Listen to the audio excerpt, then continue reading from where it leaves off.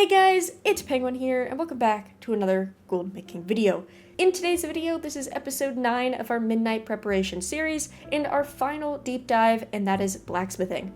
While yes, this is technically the last profession on the list, it definitely is not the worst, and I think blacksmithing is looking very, very solid in Midnight. And if you're new here, welcome. This is the final video of the deep dive series, so if you're looking for a different crafting profession, I have already covered it, and I have the playlist linked down below, as well as timestamps because these videos do get pretty long, so feel free to use the timestamps to kind of skip to whatever section of the video you'd like.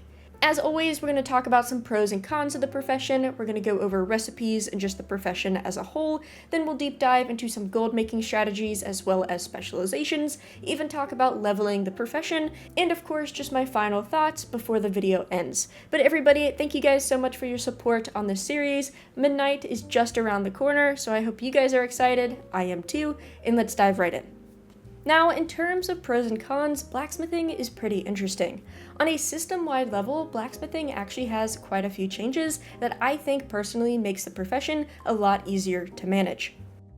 Many people will probably remember the buff item that was added to the War Within, which you had to remember to craft and then also use before your crafting sessions to make sure you have your multi-craft buffs, your resourcefulness buffs, etc., and that became a little bit of a pain. I can't even count how many times I accidentally started my crafting session just to realize I forgot to use that buff, and then I'm just like, oh dang it, I just wasted these crafts, I could have made more gold, so I stopped crafting, quickly used the buff, and continue on my way. Also, because that buff had a limit in time, you had to make sure that you didn't walk away for too long, because if you come back and you're still crafting without it, that's again gold lost on the table. In Midnight, that buff system has basically been baked into specializations. It's pretty much behaving like every other profession, so you no longer have to worry about that side sort of task before you start crafting. Outside of the buff change and also some of the specializations being reorganized, blacksmithing is pretty much the same in terms of recipes.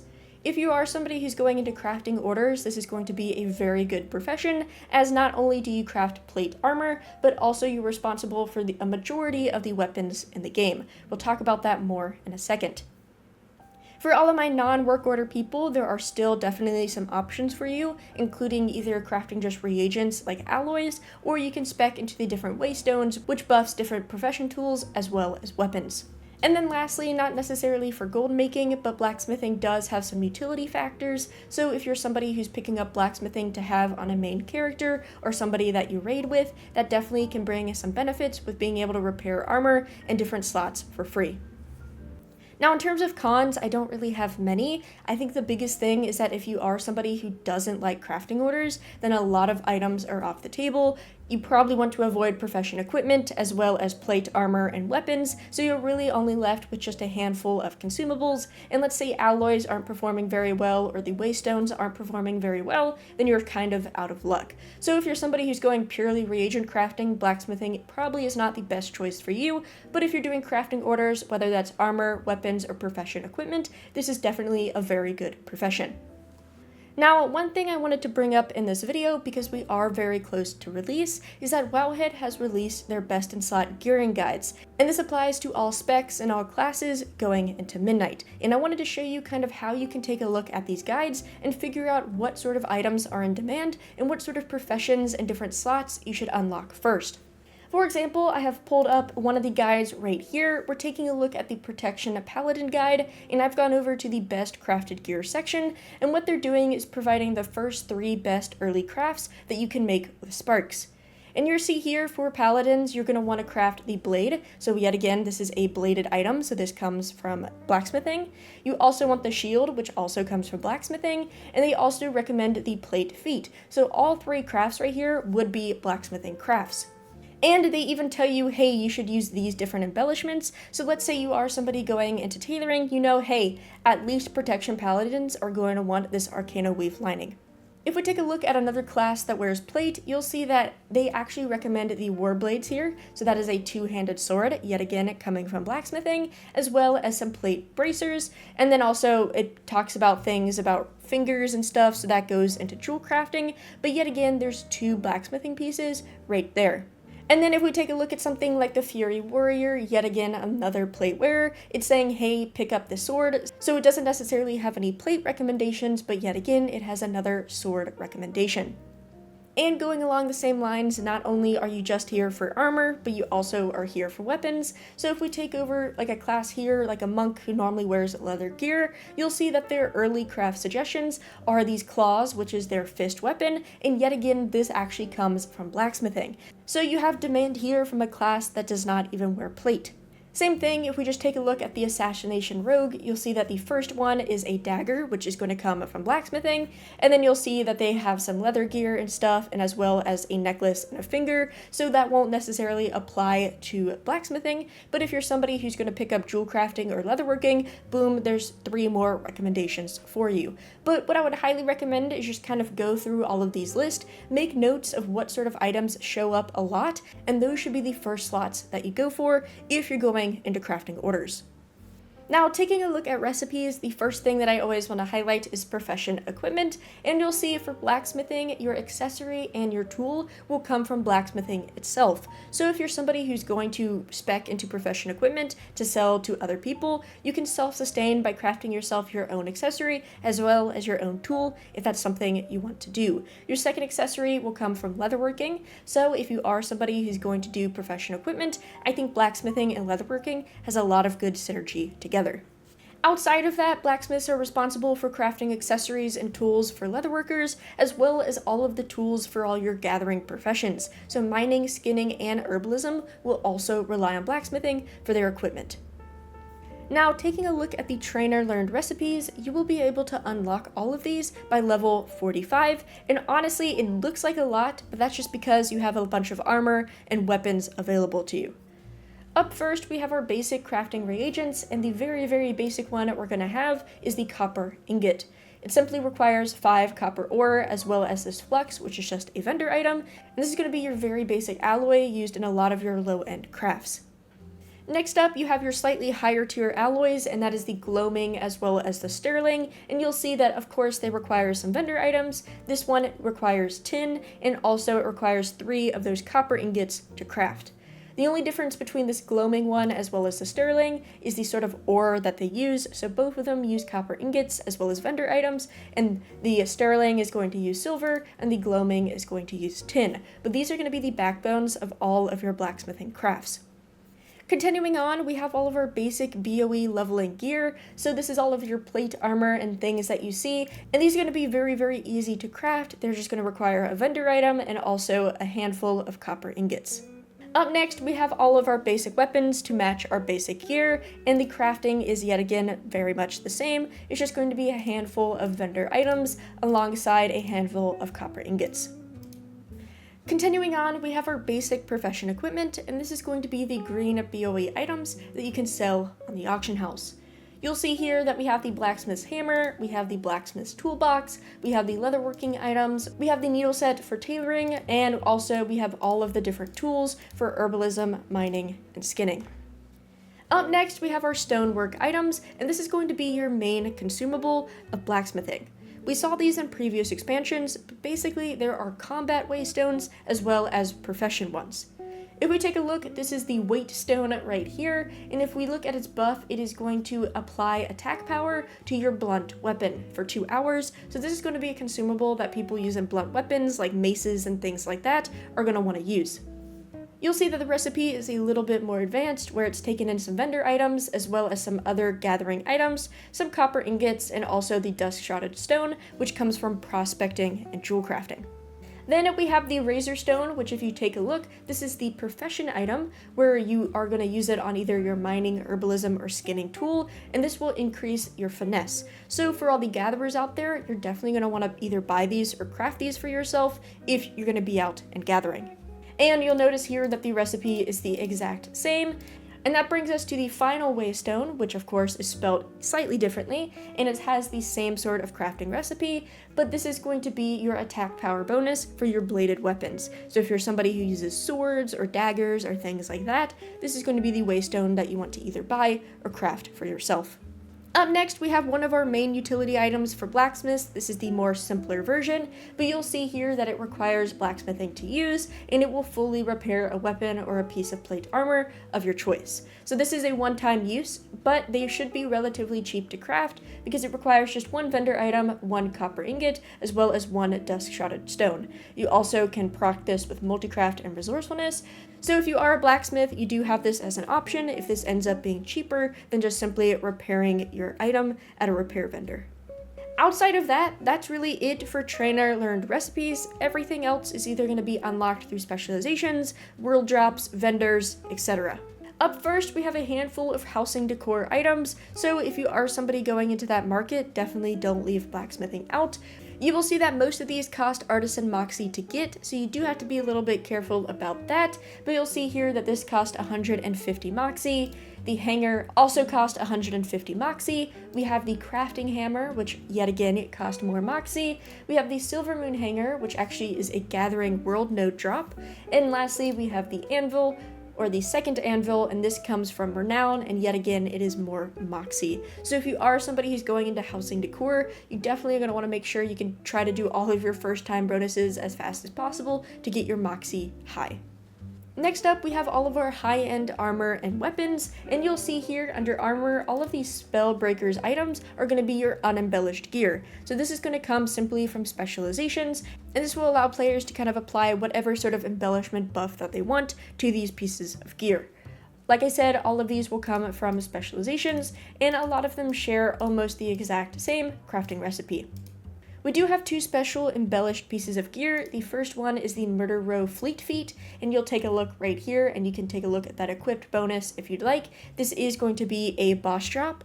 And secondly, we have the Knight Commander's Palisade, which is a special shield. Yet again, feel free to pause if you want to read that buff. And yet again, this is going to be another boss drop. Moving on, we have all of our high-end weapons, and similar to before, a lot of these are going to come from specializations, but we do have some special ones that are going to be world drops as well. The first one, we have our two-handed polearm, and you'll see right here that that is a boss drop.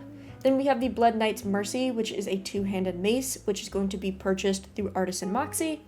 We have the Warblade, which is a two-handed sword coming from Artisan Moxie, and remember, this was one of the items that we saw on those best in slot gear lists that we were looking at earlier. We have the Bloomforge Claw, which yet again was also in that tier list, and this is going to cost you Artisan Moxie. We have the Great Axe, which is a two-handed axe, and this comes from a boss drop. We have the Chopper, another one-handed axe, which is going to come from specializations. We have the Mercy, which is a one-handed dagger, coming from specializations. We have the Cleaver, which is going to be a one-handed axe, coming from Artisan Moxie. We have the Mana Sword, which is a one-handed sword coming from Artisan Moxie. We have the Ritual Knife, which is a one-handed dagger coming from Artisan Moxie. We have the Valediction, which is a two-handed mace, and this is going to cost... This should cost Artisan Moxie. For some reason on beta, it's showing Artisan Acuity, but that should not be accurate. Then we have the Murder Row Fishhook, which is going to come from a boss drop.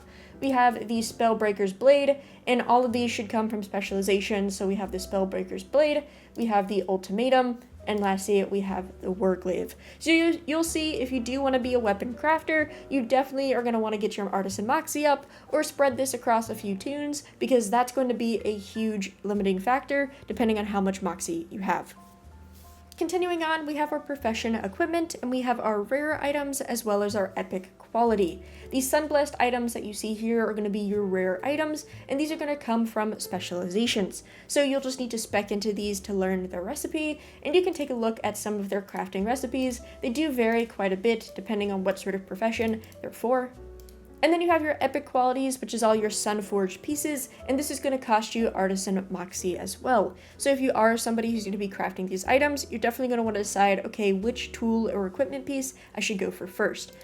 But once again, their crafting recipes kind of vary depending on what profession they're for, and do remember I talk about this more in my leatherworking video, so feel free to check that out if you want to know more information. But all of these epic equipment now require 20 fused fertilities, which is going to be a little bit of a time gating piece, not necessarily on the crafter per se, but for the people requesting these items, they're going to need to get 20 fused fertility and then actually request it, so that is going to be a little time gate on the buyer perspective. And then lastly, we have all of our PvP items. So not only do you have your PvP plate armor, but you also have your PvP weapons, and this simply is just purchased at the PvP vendor. We've seen this in the War Within, we saw this in Dragonfight, it's practically the same.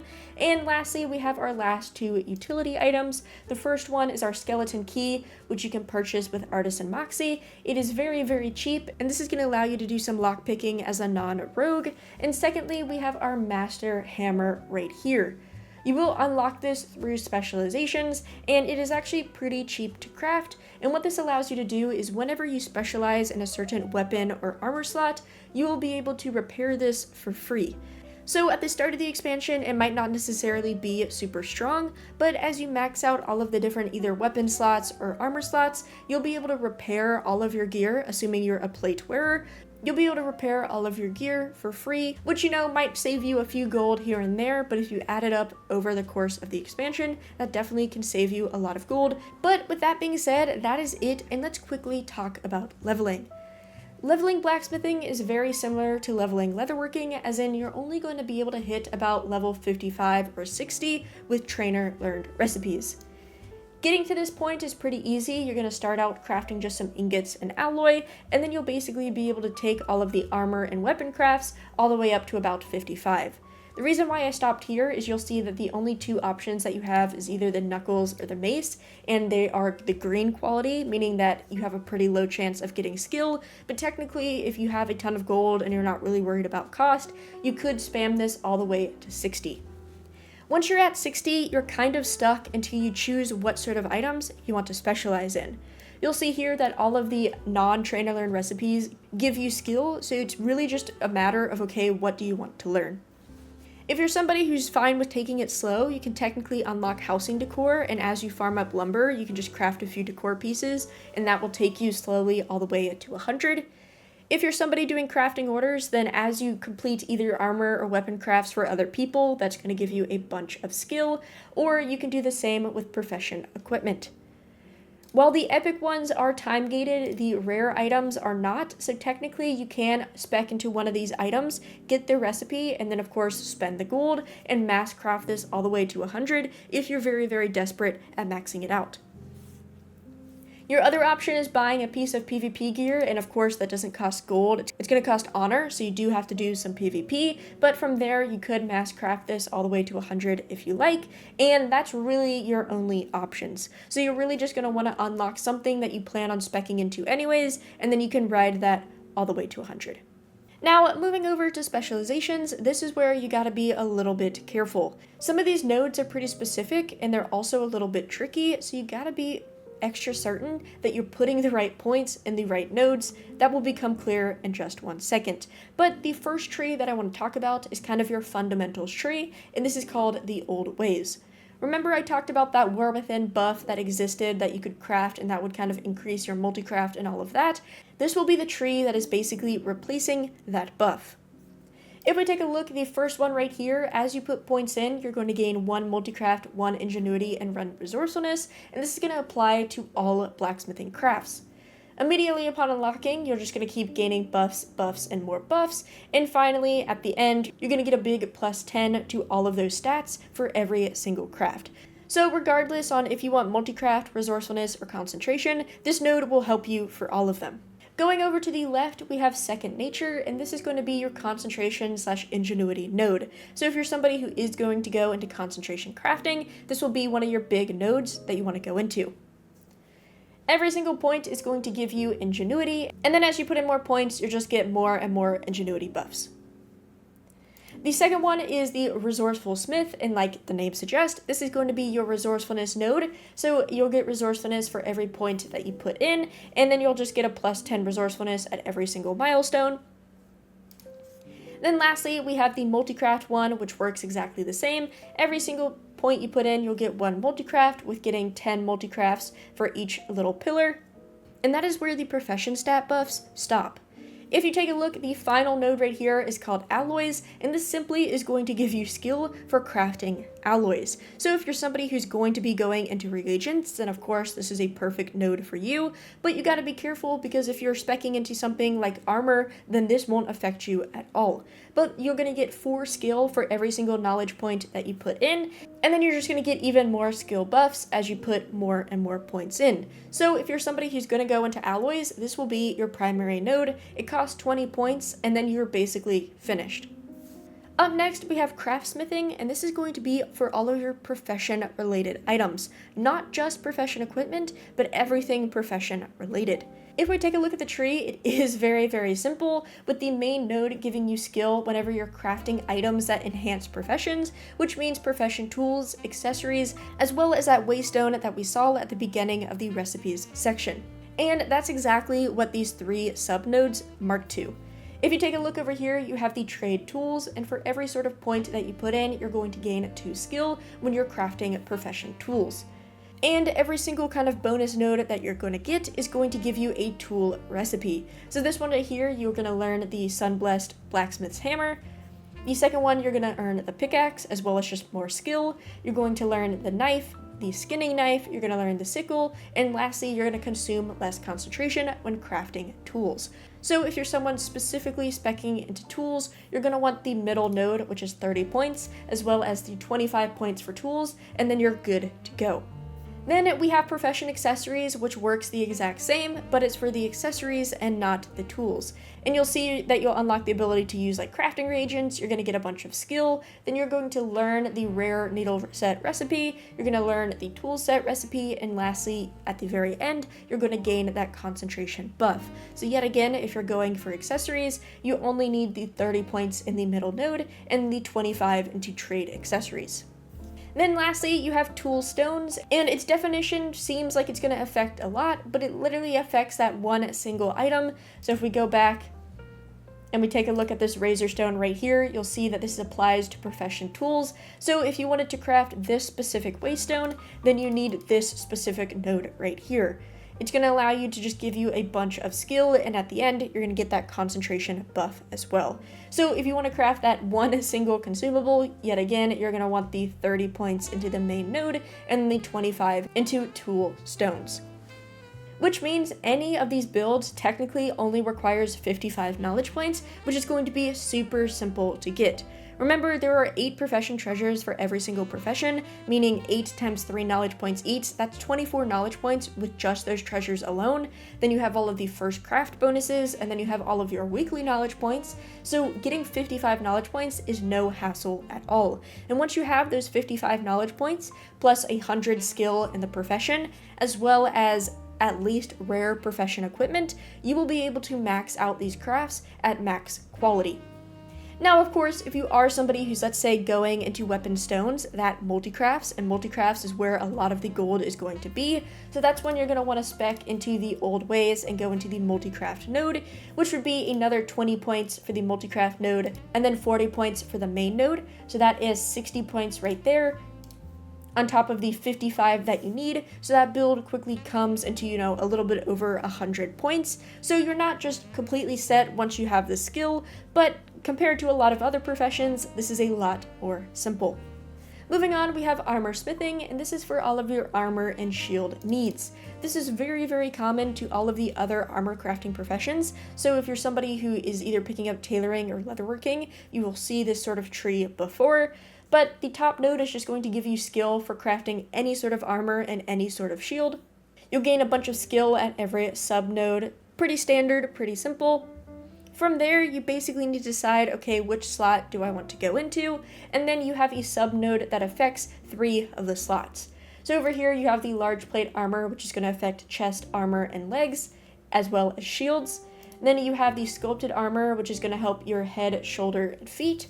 And then you have the articulating armor, which is your waist, wrist, and hand. So you definitely want to go look at those best in slot list and figure out what slot you want to do first.